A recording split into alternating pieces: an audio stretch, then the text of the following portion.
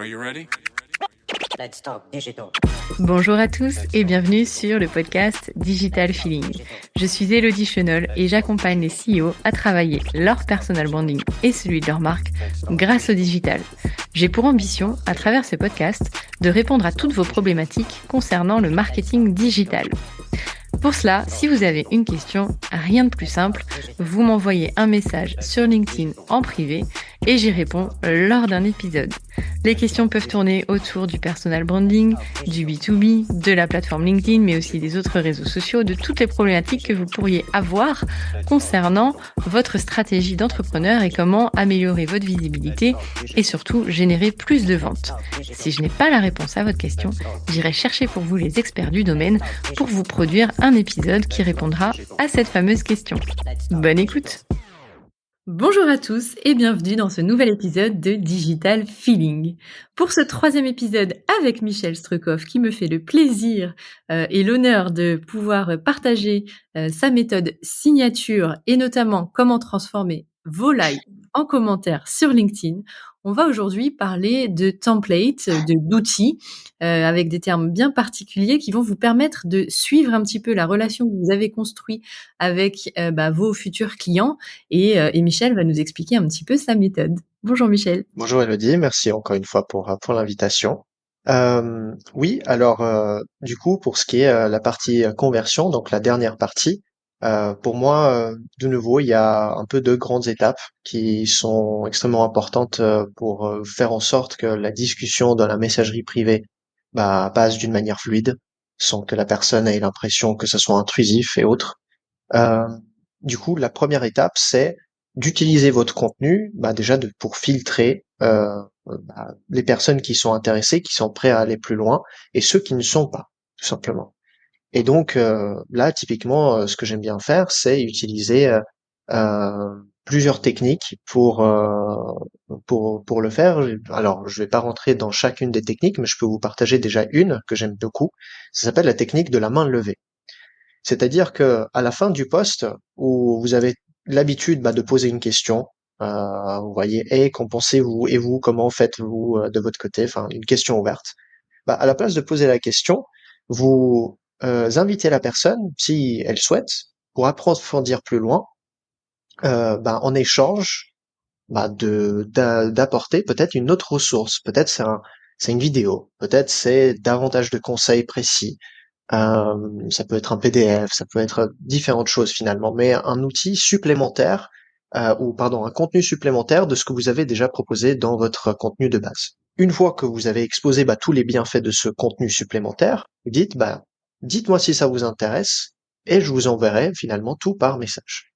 Donc la personne elle-même, elle doit euh, interagir dans les commentaires, donc elle doit vous montrer qu'elle est intéressée. C'est pour ça que j'appelle ça la technique de la main levée. C'est comme si elle lève la main pour dire moi je suis intéressé. Et ça c'est très simple par la suite parce que tout de suite vous savez qui est intéressé par potentiellement vos services ou qui a un besoin. Donc ça c'est la première étape. Et la deuxième étape finalement c'est d'entrer en discussion avec la personne, bien évidemment d'apporter ce contenu supplémentaire, mais par la suite aussi d'utiliser cette occasion pour démarrer une conversation. Alors j'utilise le processus RSM, donc quelque chose que j'ai rapidement développé dans le dernier épisode. Donc rencontrer, sortir, marier, où bien évidemment on respecte la nature de l'interaction humaine pour amener notre discussion à la conclusion logique. Et donc utiliser finalement cette opportunité pour poser des questions plus précises. Est-ce qu'il y a un besoin? Est-ce qu'il y a un besoin derrière? S'il y a un besoin, est-ce qu'il est urgent? Donner peut-être un peu de feedback et proposer un rendez-vous pour en parler davantage de vive voix cette fois-ci. Votre job, d'ailleurs, ça c'est quelque chose que je trouve qu'il faut répéter parce qu'on a peut-être un malentendu avec LinkedIn. LinkedIn ne sert pas à vendre. LinkedIn sert à donner envie à la personne d'avoir une discussion de vive voix avec vous. C'est à ça que ça sert un LinkedIn. Donc c'est surtout un tremplin vers le processus de vente et non pas un substitut.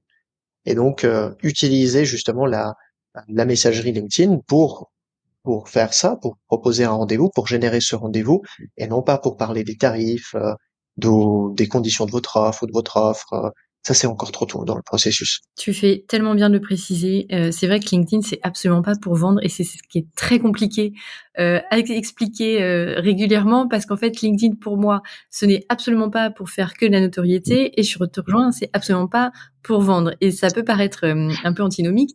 C'est vrai qu'on est là pour faire du business et tu l'as dit formidablement bien. On est là pour faire du business, mais en intelligence, en douceur, en respectant des étapes. Et c'est pour ça d'ailleurs que tu proposes une méthode qui est hyper développée, hyper canon. Et moi, j'avais une petite question. Je me dis, avec tous ces messages qu'on envoie, toute cette méthode RSM, etc., comment on fait? Parce que la messagerie LinkedIn, c'est un peu un enfer, on va pas se mentir, à gérer. Est-ce que toi, tu as des tips à donner pour gérer tous ces messages qu'on envoie à nos futurs clients? Oui, bien sûr. Alors déjà, de un, bah, si vous avez un temps limité, de bien respecter le processus, enfin l'étape 1 que j'ai développé un peu dans ma réponse. Donc, en fait, savoir qui contacter, parce que c'est vrai que vous pouvez contacter un peu tout le monde dans votre réseau, mais pas tout le monde aura un besoin en ce moment, donc vous allez quand même perdre beaucoup de votre temps. Donc, utilisez bien la première étape. C'est à ça que ça sert aussi la première étape, c'est pour gagner du temps. Et la deuxième partie, bah, c'est finalement, deuxième conseil que je peux vous donner, c'est vous développer un script où vous savez dans quelles conditions, quelles questions vous posez, quand est-ce que vous proposez le rendez-vous, quand est-ce que vous le proposez pas. Comme ça, vous avez une structure et vous la suivez. Moi, par exemple, j'ai développé mon propre script que je suis déjà depuis plus de 3 ans et je ne change plus. C'est quelque chose qui marche et puis que c'est quelque chose que je transmets à mes clients également. Et puis un type supplémentaire, c'est ne pas hésiter à mettre la messagerie ou la discussion sur non lu si vous n'êtes pas là enfin au moment pour répondre. Et d'ailleurs, petite attention, vous n'avez pas besoin de répondre dans la minute, même dans les 5 minutes, même dans l'heure qui suit. Moi, je réponds à mes messages uniquement une fois par jour et au maximum. C'est-à-dire que parfois, je ne réponds pas à mes messages pendant 2 jours parce que j'ai beaucoup d'autres choses à faire. Puis, bien évidemment, à ce moment-là, je m'excuse auprès de la personne pour ma réponse tardive, mais il n'y a pas de problème. Il y a très peu de personnes qui le prennent mal ou qui ne poursuivent pas la discussion hein, par la suite parce qu'on comprend. On est en business, on est des entrepreneurs, on a d'autres choses à faire que juste être dans la messagerie LinkedIn à discuter avec tout le monde. Super intéressant et c'est vrai, tu as raison parce que LinkedIn, c'est pas un média qu'on consomme, absolument tous les jours. Il y a des personnes qui y vont une fois par semaine et qui du coup verront la réponse de toute façon 3 jours après. Donc il faut pas se mettre la pression sur le délai de réponse et tu as raison de préciser que si c'est pas dans la journée, de t'excuser et cetera. Ça fait toujours plaisir de te dire: «Ah bah OK, c'est cool, j'attendais une réponse rapide». Donc comme ça au moins tu ménages les 2 visions des choses. Est-ce que toi, tu utilises des outils de suivi ou est-ce que tu as un outil à recommander? Est-ce que tu fais un tableau Excel? Est-ce que, tu as un autre outil, je sais pas, qui te permet toi de faire ce suivi de, bah, eux ils sont dans le R, eux ils sont dans le S, eux ils sont dans le M, par exemple? Hmm. Alors moi personnellement non, parce que bah déjà pour plusieurs raisons. La première raison c'est que puisque ça fait déjà des années et des années que je fais du marketing conversationnel, je suis dans la messagerie et j'apprends à connaître exactement dans quelle phase ils sont et savoir bah, quelles questions poser par la suite. Donc en fait naturellement j'ai pas forcément besoin de suivre ça. Et heureusement parce que de deux j'ai juste pas le temps. J'ai pas le temps et c'est pas quelque chose qui m'inspire de faire du tracking. Tu vois, même en parlant de CRM, j'ai un CRM, mais j'ai quand même de la peine à la suivre tout le temps parce que je préfère juste bah, prendre des rendez-vous avec mes prospects qui sont chauds, qui veulent en savoir plus. Et, euh, et voilà. Donc, c'est juste une question de temps pour moi, donc je ne le fais pas forcément. OK, très clair. Bah, écoute Michel, merci énormément pour ces 3 épisodes où tu nous as apporté énormément de valeur. Je pense que tu as cassé des freins, par rapport à, des visions galvaudées qu'on peut avoir, de LinkedIn et d'ailleurs tu le fais tous les jours, enfin en tout cas très régulièrement sur LinkedIn avec tes posts et si on veut en savoir plus, sur ta méthode signature, comment on te joint?